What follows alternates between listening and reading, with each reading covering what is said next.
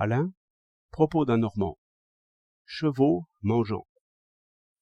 J'ai vu des chevaux qui mangeaient tout attelés, avec un petit sac d'avoine qui pendait à leur nez. Ils y mettaient du sérieux et de l'industrie. Ceux qui se trouvaient en tête de file, car ils étaient attelés par 5 ou 6 à de lourdes voitures, ou bien secouaient la tête, ou bien la baissaient jusqu'à appuyer leur sac par terre. Après cet effort, ils broyaient l'avoine, mais les autres s'étaient mis plus confortablement. Le limonier avait posé son sac sur un des brancards et mangeait en chanoine. Les autres s'appuyaient d'eux-mêmes sur les traits à demi tendus. Enfin, chacun d'eux s'adaptait aux circonstances, sans aucune frivolité. Si ces têtes de cheval n'exprimaient pas l'attention et l'intelligence, je ne sais plus quel sens il faut donner à ces mots-là.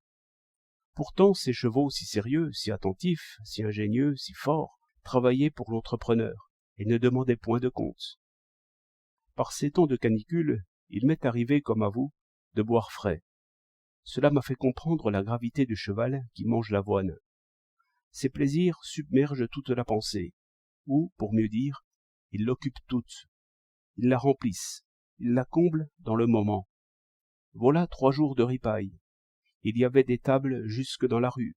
Chaque homme était cheval et mangeait sérieusement. Comment ne se trouve-t-il pas des entrepreneurs qui fassent travailler aussi ces chevaux-là? Demanderont-ils des comptes s'ils ont seulement le ventre plein?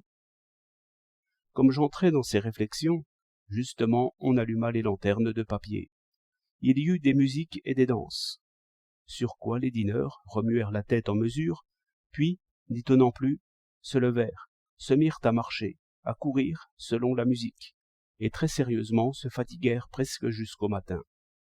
J'en vis d'autres au feu d'artifice, et c'était encore une espèce de musique, mais pour les yeux, d'immenses araignées de feu s'étalant sur le ciel, des pluies blanches, bleues et rouges, des soleils, des cascades de feu.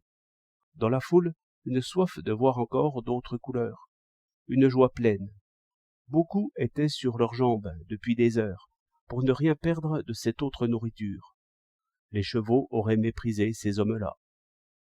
C'est pourtant une espèce de frivolité humaine qui gouverne les chevaux, et qui fait que nul charretier ne gouverne les hommes. En vain, les tyrans ont payé des spectacles. Cette faim de spectacle et de jeu est insatiable. On veut tout connaître et vivre en musique, c'est-à-dire sous une loi commune.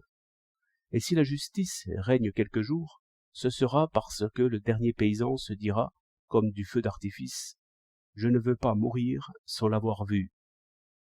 19 juillet 1911